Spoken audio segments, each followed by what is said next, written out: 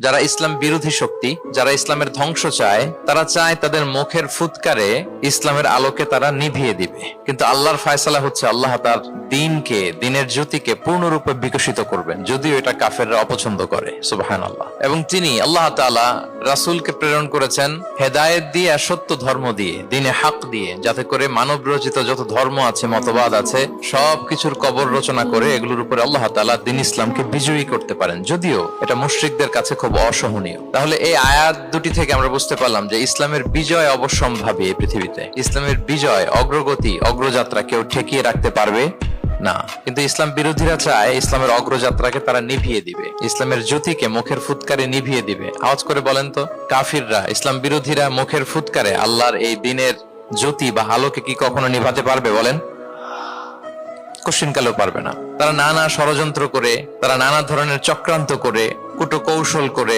আমাদেরকে আমাদের ভূমি থেকে উচ্ছেদ করে, আমাদের ভূখণ্ডে বোমা নিক্ষেপ করে, নানা ধরনের ষড়যন্ত্রের ছক এঁকে আমাদের নওজওয়ানদেরকে শহীদ করে, গ্লোবাল সমুদ ফ্লোটিলার মতো নৌবহরকে আটকে দিয়ে ওরা ভাবে যে ওরা ইসলামের বিজয়কে ঠেকায় ফেলবে। আসলে কি পারবে?